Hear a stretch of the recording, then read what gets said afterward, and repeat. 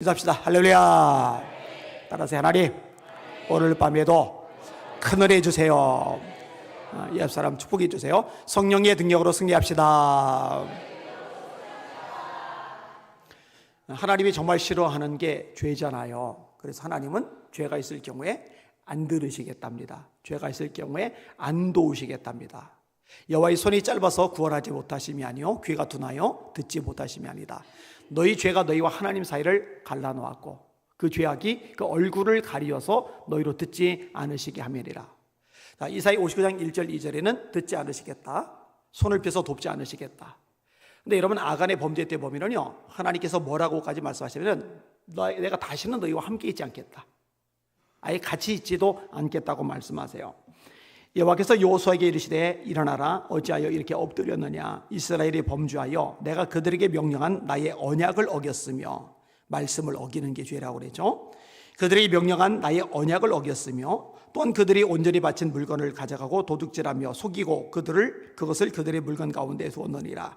그러므로 이스라엘 자손들이 그들의 원수 앞에 능히 맞서지 못하고 그 앞에서 돌아섰나니 이는 그들도 온전히 바친 것이 됨이라. 그 온전히 바친 물건을 너희 중에서 멸하지 아니하면, 따라해 보세요, 내가 다시는 너희와 함께 있지 아니하리라. 죄를 해결하지 않으면요, 나머지 것을 아무리 열심히 해도 의미가 없다는 거예요. 왜? 하나님이 아예 함께하지 않으신다니까. 이거는 한국교회가 귀담아 들어야 될 말씀입니다. 한국교회 안에 들어와 있는 죄를 해결하지 않으면요, 나머지 것들 아무리 왕성하게 대단하게 엄청나게 행사를 하고 대규모로 모이고 큰 일을 하는 것 같아도 아무 소용이 없어요. 여러분, 아무리 어마어마하게 모여도 하나님께서 함께하지 않으시면 말짱광입니다. 근데 다윗 한 명이라도, 기돔과 300용사 소수라도 하나님께서 함께 하시면 역사가 일어납니다. 핵심은 하나님께서 함께 하시느냐, 함께 하지 않으시느냐, 이거예요. 근데 하나님께서 함께 하시려면 반드시 선결 조건이 있는데, 죄를 해결하라는 거예요. 이거는 성경의 아주 중요한 메시지라니까요. 예수님은 자비가 많으세요. 긍휼과 사랑이 풍성하세요. 근데 예수님조차도, 이러신 우리 주님조차도 죄에 대해서는요, 아주 예민하게 말씀을 하십니다. 예수님이 요한복음 5장에 보면은 38년 된 중풍병자를 일으키세요. 사람들이 막 모여드니까 슬그머니 피하세요. 나중에 중풍병자를 예수님이 다시 만나세요. 이제 건강해졌죠. 자기 발로 걸어다녀요. 손이 마음대로 움직여져요. 이 중풍병자에게 예수님이 뭐라고 말씀하시는지 아세요? 더 심한 것이 생기지 않게 다시는 죄를 범하지 말아라. 야, 너 잘됐다. 너 멀쩡히 걷는구나. 야, 너 축한다. 손이 멀쩡히 움직이는구나. 주님 그 말씀하시는 게 아니에요.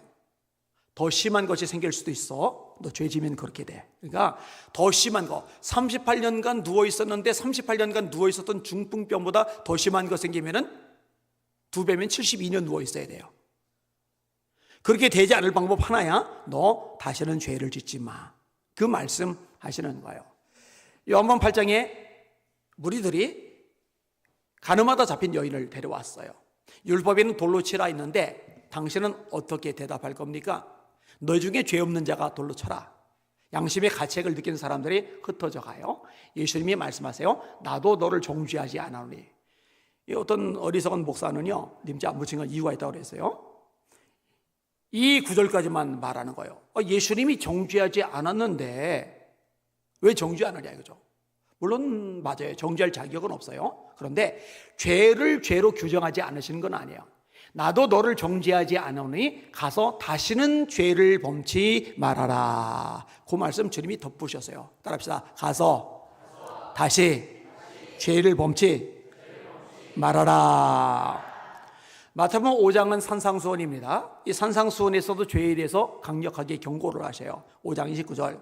만일 네 오른손이 너로 실족하게 하거든 빼어 내버려라. 네 백체 중 하나가 없어지고 온몸이 지옥에 던져지지 않는 것이 유익하며, 또한 만일 네 오른손이 너를 실족하게 하거든. 손이 나를 실족하게 한다라는 말이 뭐냐면은 이 손이 죄를 져서 내가 하나님에게 넘어지게 만든다라는 거예요.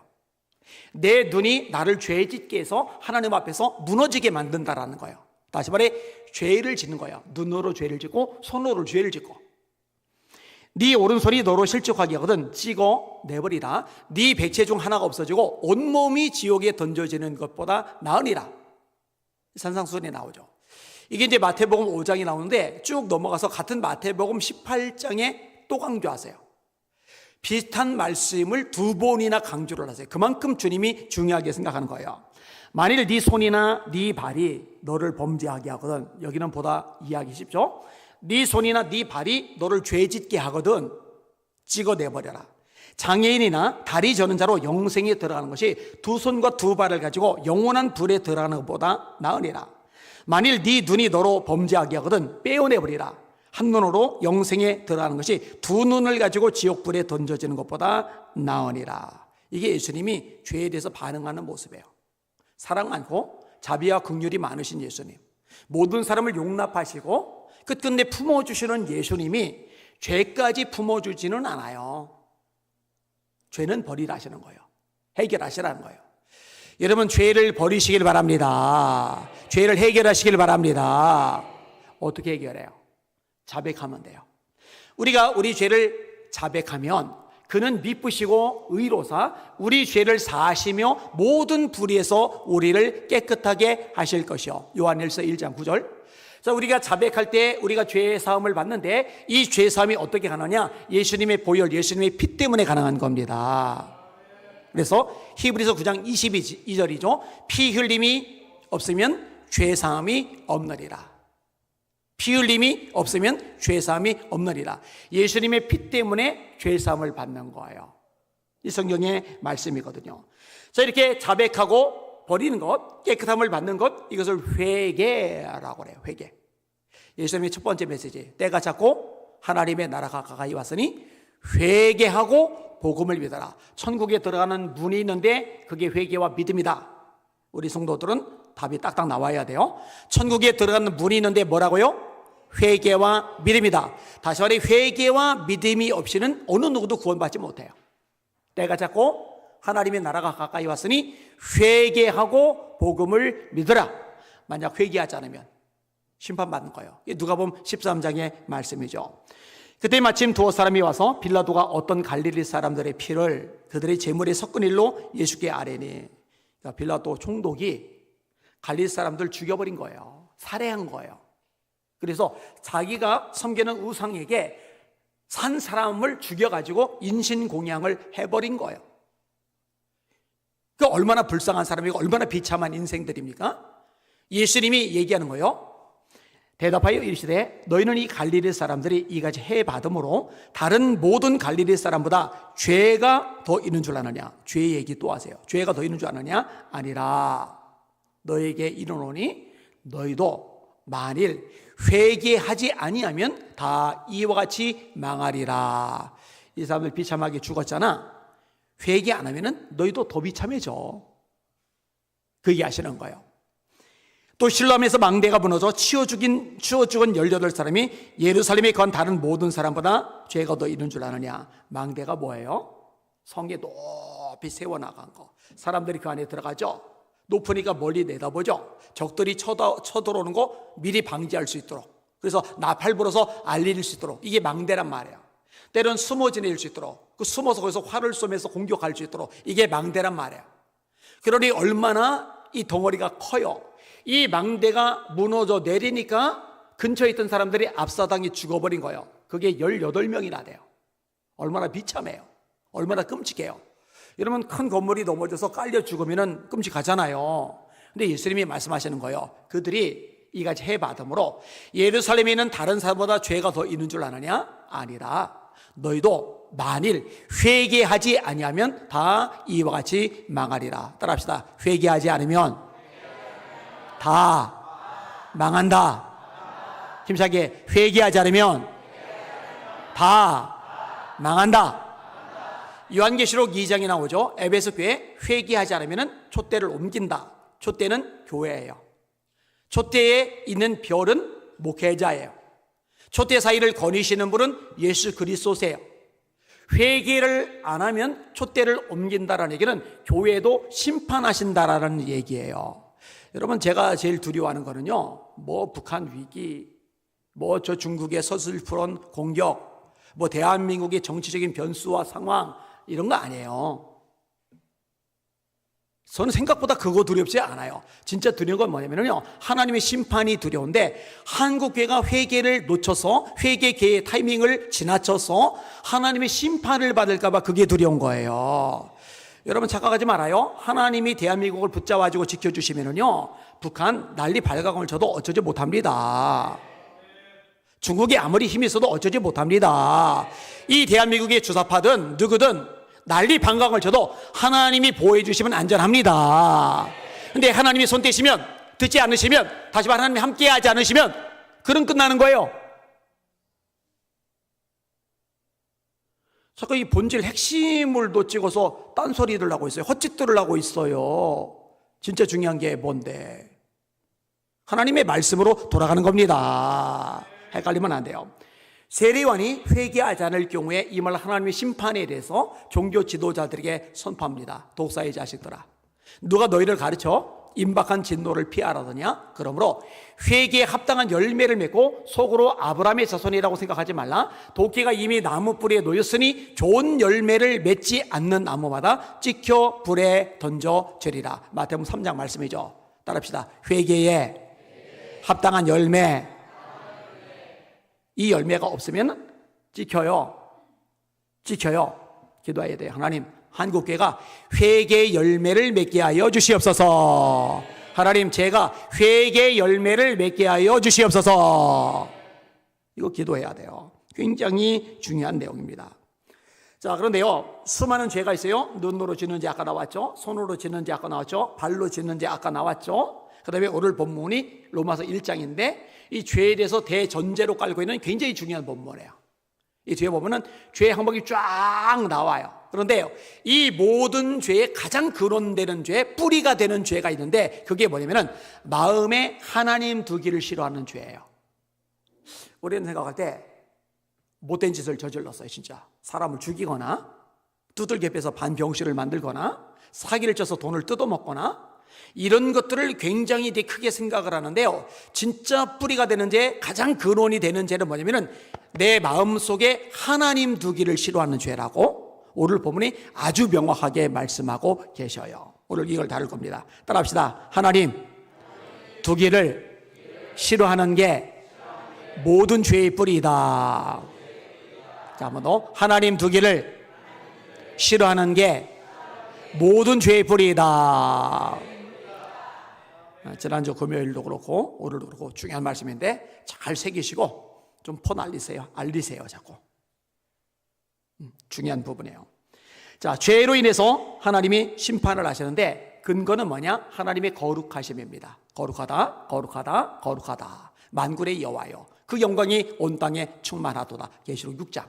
거룩하다, 거룩하다, 거룩하다. 곧 전에도 계셨고 이제도 계시고 장차 오시리. 이 거룩이 핵심이란 말이에요.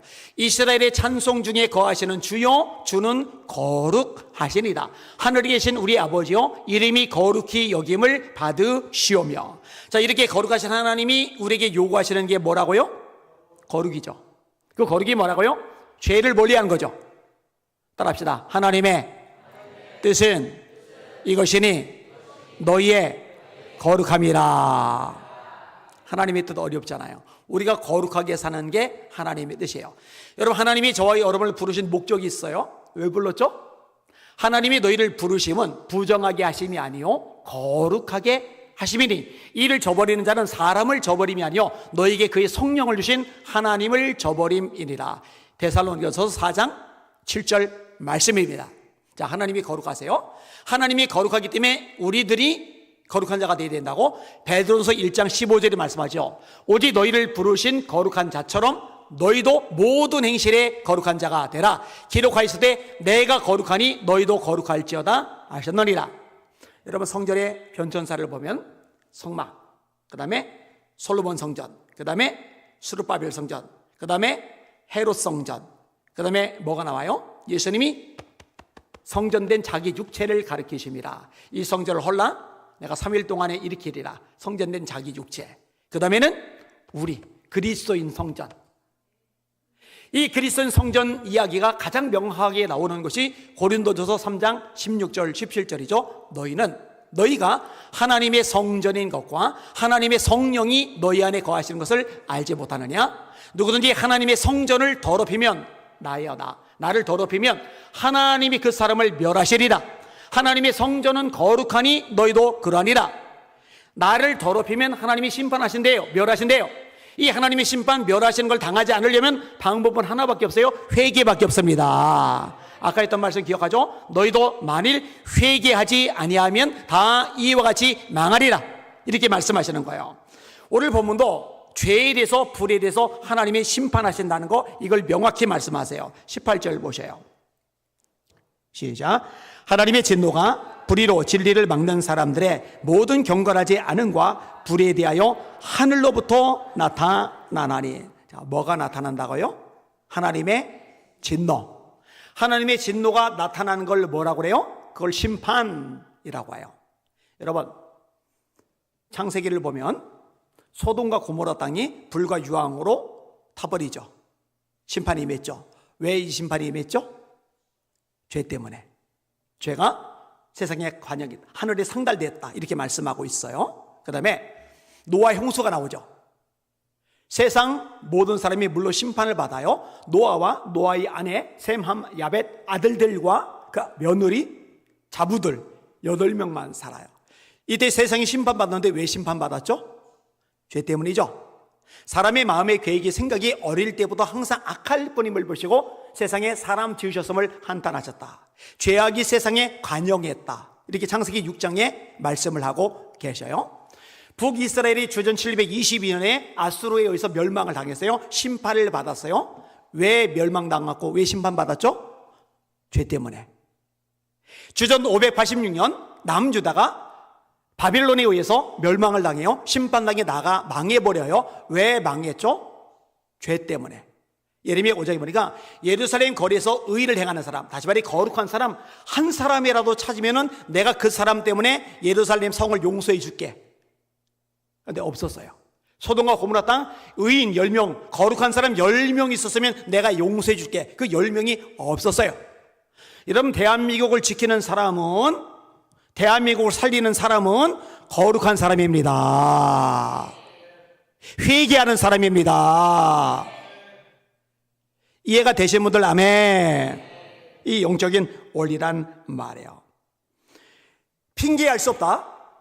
이거 하나님 계신 거 몰랐는데 핑계할 수 없다. 왜냐? 하나님이 창조 속에서도 이 성경을 통해서 예수님을 정확히 알고, 이 성경을 통해 하나님을 정확히 알고, 그렇게까지 특별 계신 성경을 통해 정확히 아는 건 불가능하겠지만, 창조 이래로 이 창조된 세상을 통해서도 하나님이 계시다는 것을 막연하게나마, 어느 정도로나마 알 수 있도록 계시하셨다. 이걸 예수 이제 자연 계시라고 말하는 거예요. 자, 9절, 19절, 20절 같이 읽을게요. 시작. 이는 하나님을 알만한 것이 그들 속에 보임이라. 하나님께서 이를 그들에게 보이셨느니라. 창세로부터 그의 보이지 아니하는 것들, 곧 그의 영원하신 능력과 신성이 그가 만드신 만물에 분명히 보여 알려졌나니 그러므로 그들이 핑계하지 못할지니라. 아멘. 예전에 한번 소개를 했는데 성경에 있는 과학적 사실들이란 책이 있어요. 임은묵 목사님이 번역을 하신 책이고 잘 쓴 책이에요. 제가 추천사를 남긴 책이에요. 과학이 발달해요. 아주 고도로 발달해요. 그러면은 더 이상 이 하나님에 대해서, 영적인 세계에 대해서, 이 초자연적인 세계에 대해서 사람들이 무시할 거다 라고 생각을 했어요. 왜냐면 과학이 발달하니까. 근데 아니죠. 과학이 발달할수록 이 과학의 깊이 속에 나아가면 나갈수록 오히려 하나님의 창조주이심을 발견하게 되는 사람들이 더 많아요. 이런 것들을 논증했던 책이 바로 제가 조금 전에 인용한 책입니다. 물리학에서 대표적인 인물 몇 사람만 꼽으면 뉴턴, 패러데이, 맥스웰, 켈빈. 화학에서 보일, 돌톤, 램지. 생물학에서 레이, 린네, 멘델, 파스테로. 지질학에서 스테두, 우드워드, 브루스토, 아가시. 천문학에서 케플러, 허셜, 몬도, 갈릴레오. 이런 사람들입니다. 하비와 보일과 패러데이와 맥스웰은요, 독실한 그리스도인이에요. 보일은 원소와 화합물의 다른 점을 보여준 최초의 과학자랍니다. 근데 이 보일이라는 과학자가요, 평신도 설교자로서도 유명했다는 거 아세요? 패러데이는 전자기 유도를 발견한 과학자입니다. 지금의 전자기 유도는 흔한 현상이지만 이걸 처음으로 발견해낸 과학자니까 얼마나 위대한 과학자입니까? 이분은 한 설교를 위해서 성경을 한 번 읽고 하나님의 말씀에 자신의 말을 더할 수 없다고 고백했던 사람이에요. 맥스웰이라는 사람은 자속을 발견한 과학자입니다. 자속 아시죠? 이분이 이렇게 고백을 합니다. 주님, 제가 죽든지 살든지 그것은 제 관심사가 아닙니다. 주님을 사랑하고 섬기는 것이 제가 할 일입니다. 세계적으로 유명한 케플러는 워낙 익숙하죠. 이분이 했던 말이에요.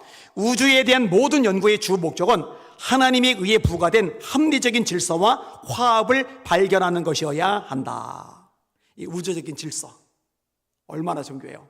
제가 최근에도 우주 관련된 영상 몇 편을 일부러 찾아서 들어봤는데 커도 너무 커요. 커도 이 지구가 속한 곳이 태양계, 이 태양계가 수억 개가 있는 곳이 우리 은하계, 이 우리 은하계에서 가장 가까운 곳이 안드로메다 은하계, 이 안드로메다 은하계까지 빛의 속도로 200만 년을 가야지 가장 가까운 은하에 도착을 해요. 이 은하계가 수억 개가 있는 게 은하군, 이 은하군이 수억 개가 있는 게 은하단, 그 은하단이 수억 개가 있는 게 초은하단. 상상이 가요? 헤아려져요? 그런데 돌고 그렇게 어마어마하게 돌고 도는데 단 한 번도 엉키지 않아요. 케플러, 이 천문학자가 하는 말이에요. 이런 하나님의 질서를 발견하는 거다, 이런 거예요. 제가 굉장히 많이 인용해 왔는데 조금만 할게요. 아서 H 컴틀이라는 분이 있어요. 여러분은 익숙하지 않을 거예요, 그죠? 뉴턴 그러면 익숙한데 아서 컴튼 뭐야? 그런데요, 노벨 물리학상 받은 사람이니까 얼마나 위대하고 대단한 과학자입니까? 이분이 했던 말을 그냥 인용할게요. 과학은 자연에 대한 하나님의 목적을 희미하게 보는 것입니다. 아까 말했죠, 자연계시, 특별계시, 성경을 통해 아주 뚜렷하게 하나님을 보고, 자연, 창조된 세계, 우주를 통해서 하나님을 희미하게 보는 거예요. 원자와 복사의 경이로운 세상의 존재는 목적 있는 창조를 강조해주며 모든 것을 목적을 가지고 지으신 하나님이 존재하신다는 것을 강조합니다. 이 우주를 보면서 하나님 계시구나 깨닫는 거예요. 정돈된 우주는 태초일의 가장 위대한 말씀인 태초에 하나님이 천지를 창조하시리라 하는 말씀이 사실임을 증명해 줍니다. 이렇게 해요. 그리고 여러분 잘 아는 뉴턴, 이 뉴턴은 이렇게 말합니다. 모든 것을 창조하신 분이 계십니다. 그분께서는 자기의 능력으로 모든 것을 붙들고 계십니다. 그러므로 우리는 그분을 경외합니다. 자, 자기의 능력으로 모든 것을 붙들고 계시다 있는데 히브리서에 능력의 말씀으로 만물을 붙드시고 이런 표현이 나오죠. 이게 우주만 잘하는 게 아니라 과학만 잘하는 게 아니라 성경도 잘하는 거예요. 더 인용할게요. 모든 물질은 첫 창조 시 지혜로운 분의 의도에 의해 딱딱하고 부드러운 분자들로 다양하게 결합한 듯합니다. 그것들을 질서 안에 만드신 분께서 그렇게 하셨기 때문입니다. 그리고 만약 그분께서 그렇게 하셨다면 세상에 또 다른 기원을 찾거나 단순한 자연 법칙에 의해 혼돈 가운데서 세상이 생겨났다고 주장하는 것은 다시 말해 진화론은 비이성적입니다. 이렇게 얘기하는 거예요. 조지프 리스터, 무균수술법을 발명한 사람, 저는 기독교의 근본적 가르침을 믿는 신자입니다. 블레이즈 파스칼은 유명하니까 알죠. 세계적인 수학자, 또 팡세라는 책으로 유명한 작가이면서 위대한 사상가이죠. 이분이 미분학, 물론 학생들은 좀 짜증이 날 거예요. 왜 미분 함수 같은 것을 개발해놔가지고 수학 시간마다 머리 터지게 만드느냐. 근데 그걸 개발해 냈기 때문에 사실 이 세계의 어떤 문명이 과학이 급속도로 이렇게 발전하는 토대를 놓는 거거든요. 이 파스칼이 한 말이에요. 크리스천이 되기로 선택한 사람이 잃은 것이 무엇이겠습니까? 자, 내가 이제 예수 믿기로 했어요. 그리스도인이 되기로 했어요. 예수 믿기로 작정한 사람이 잃을 것, 빼앗길 것이 뭐가 있겠습니까? 그런 말이에요. 만약 그가 죽었는데 예수님을 믿었어요. 믿었는데 하나님이 안 계신 거예요. 만약 그가 죽었는데 하나님이 안 계시고 그의 믿음이 헛되었다면 그는 잃은 것이 없습니다. 실제로 그는 믿지 않는 친구들보다 더 행복한 삶을 살았습니다. 논리적으로 수학자니까 아주 합리적으로 운종하는 거예요. 하나님을 믿었는데, 예수님을 믿었는데 죽고 나서 보니까 하나님이 안 계셨다는 거예요. 그럼 손해 아니냐? 아니요, 잃은 게 없다는 거예요. 안 계셔도. 그러나 만약 하나님이 계시고 천국과 지옥이 있다면 그는, 믿은 사람 그는 천국을 얻게 되고, 그의 무신론적인 친구들, 다시 말해 믿지 않았던 친구들은 지옥에서 모든 것을 잃게 될 것입니다. 수학적으로, 과학적으로, 이성적으로 생각해봐도 믿는 게 남는 거지, 안 믿는 것은 잃는 게 너무 많다는 거죠. 재밌잖아요. 존 프레드릭 허설경, 영국의 천문학자입니다. 500개가 넘는 새로운 별을 발견한 사람입니다. 이게 허블 망원경이 이렇게 점점 성능이 좋아지면서 이전에 못 보던 별들을 자꾸 더 발견하잖아요. 그죠? 이분이 한 말이에요. 인간의 모든 발견은 하나님으로부터 와서 성경에 기록된 진리들을 더욱 강력하게 확증해주는 목적만을 위해 발견되는 것 같습니다. 이거 말고도 지금 제가 잔뜩 인용을 해왔는데 다 인용하지 않게요. 따라합시다. 만물 가운데 하나님의 신성이 남겨져 있다. 그러므로 부정하지 못해. 세상은 우연히 진화가 끝없이 이어져서 여기까지 왔다. 헛소리하지 마. 하나님 안 계셔. 창조주 안 계셔. 우주 만물을 지으신 조물주 안 계셔. 이거는 그냥 자연적으로 우연히 만들어진 진화론의 삶을 일뿐이야. 헛소리하지 마. 이 우주의 법칙 속에, 이 창조 속에, 인체의 신비 속에 하나님의 창조의 흔적이 남아있어 핑계할 수 없어. 그런 이야기들을 하고 있는 겁니다. 그런데 왜 인정하지 않느냐? 자기가 자기 인생의 주인이 되고 싶은 거예요. 마음에 하나님 두기가 싫은 거예요. 이런 근본적으로 죄악된 모습이 우리 속에 남아져 있기 때문에 나머지 잡동사니들이 나온다라고 말씀하고 계시는 거예요. 자, 28절 넘어가세요. 28절 같이 읽겠습니다. 시작. 또한 그들이 마음에 하나님 두기를 싫어하며 하나님께서 그들을 그 상실한 마음대로 내버려 두사 합당하지 못한 일을 하게 하셨으니. 자, 29절부터 쫙 나와요. 이따가 한번 읽어보도록 하고, 거의 죄의 종류가 쫙 나오는데, 그들이 마음에 하나님 두기를 싫어하며 그들을 그 상실한 마음대로 내버려 두셨다. 그래서 그들이 합당하지 못한 일들, 죄들을 짓도록 허용하셨다. 이렇게 되어 있는 거예요. 이런 마음에 두기를 싫어한다라는 말은요, 하나님을 하나님으로 인정하지 않으려는 죄성을 말하는 거예요. 여러분, 이걸 왜 근원적인 죄라고 그러느냐?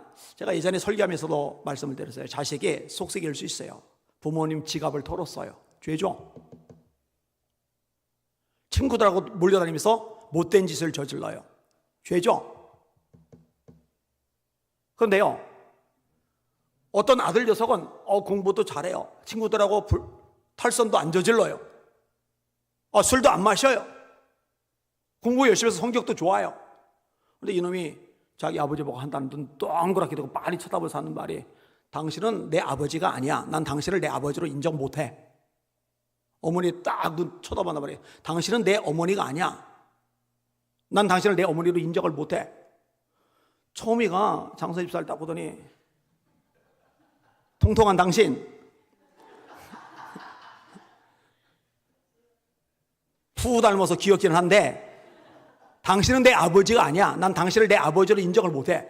그러면 제가 여자 축구선수로서 세계적인 명성을 얻더라도요, 차라리 다른 건 잘못하는 게 낫지, 자기를 아버지로, 자기를 어머니로 인정을 안 하는 것보다 엉뚱한 짓 저지르는 게 낫지, 이거는 용납이 안 돼. 이게 이해가 되시는 분들만 하면, 하나님을 하나님으로 인정하는 것. 하나님은 나의 창조주이시오. 하나님은 이 우주 만물의 조물주이시오. 하나님은 내 생의 근원이시오. 하나님이 안 계셨다면 나도 없고 세상도 없고 우주도 없어. 이게 기초란 말이에요. 근데 하나님 두기를 싫어하는 거예요. 자, 마음에 하나님 두기를 싫어하라. 이는 하나님을 하나님으로 인정하지 않는 거고요. 그 다음에 또 하나가 있는데 그게 뭐냐면요, 하나님의 자리에 하나님이 계셔야 돼요. 내가 가면 안 돼요. 다른 것이 가면 안 돼요. 근데 하나님의 자리에 엉뚱한 게 가 있어요. 여러분, 하나님의 자리에 하나님이 아닌 다른 것들이 있는 것을 가리켜서 뭐라고 그러죠? 예, 그걸 우상숭배라고 그러죠. 그러니까 다른 말로 하면은 하나님을 마음에 두기 싫어한다, 하나님을 하나님으로 인정하지 않는다, 우상들을 마음에 두고 산다, 이게 모든 죄의 근원이고 이 모든 죄의 뿌리라는 얘기입니다. 이해가 되시는 분들만 아멘. 말씀 보세요. 21절과 22절, 23절까지 읽겠습니다. 시작. 하나님을 알되 하나님을 영화롭게도 아니하며 감사하지도 아니하고 오히려 그 생각이 허망하여지며 미련한 마음이 어두워졌나니 스스로 지혜 있다나 어리석게 되어 썩어지지 아니하는 하나님의 영광을 썩어질 사람과 새와 짐승과 기어다니는 동물 모상의 우상으로 바꾸었느니라. 아멘. 자, 북이스라엘이 주전 722년에 멸망했다고 그랬죠. 죄 때문에. 그 죄의 중심에 뭐가 있었어요? 우상이 있었죠. 남유다가 주전 586년에 멸망을 당했어요. 근데 멸망 당하기 전에 죄로 인해서 멸망을 당한 건데 죄의 핵심에 뭐가 있었어요? 우상이 있었어요. 바알을 섬겼죠. 아세라 섬겼죠. 밀곰 섬겼죠. 다곤 섬겼죠. 몰렉 섬겼죠. 해, 달, 별 섬겼죠. 에스겔의 환상 속에서 이게 계속 언급이 돼요. 우상숭배의 죄, 우상숭배의 죄. 여러분, 10계명 10계명 중에 첫 번째와 두 번째 계명이 우상숭배하지 말라는 말씀이죠. 하나님의 자리에 하나님이 아닌 어떤 것들도 두지 말라. 이게 하나님의 말씀이에요. 그게 하나님의 명령이에요.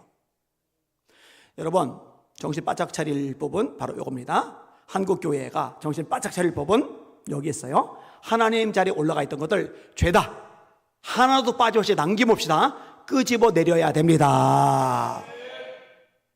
하나님 그분만이 하나님 자리에 계셔서 영광과 존귀와 찬양과 경배를 받으셔야 합니다. 할렐루야. 여러분, 제가 반복해서 말할 때는 이유가 있다니까요. 교회의 기준은 아니한 목사가 아니라니까요. 예수 그리스도 한 분이라니까요. 교회의 기준은 아니한 목사가 아니라 하나님 말씀뿐이라니까요. 네, 말씀에서 어긋나요. 이 하나님 말씀에서 벗어나 있어요. 예수님만 높임을 받아야 되는데, 찬양 받아야 되는데, 경배 받아야 되는데, 영광 받아야 되는데, 인간 따위가, 목사 따위가 앉아가지고 찬양 받고 경배 받고 박수 받고 선지자 행사하고,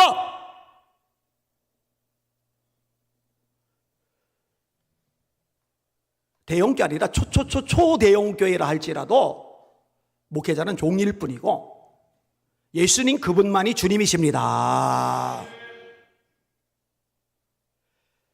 그리고 목회자 말고도 온갖 잡동사니들이 너무 이 말씀, 하나님의 말씀만 있어야 될 자리에 들어와 버렸다는 거예요. 여러분, 말씀과 하나님은 동격입니다. 다시 말합니다. 말씀과 하나님은 동격입니다. 말씀이 곧 하나님이십니다. 하나님이 곧 말씀이십니다. 따라합시다. 이 말씀이 곧 하나님이시니라. 여러분, 말씀만 있어야 할 자리에 그 어떤 것도 들어가면 안 됩니다. 인정하시는 분들만 아멘. 네, 말씀이 아닌 것들 남겨져 있으면 안 돼요.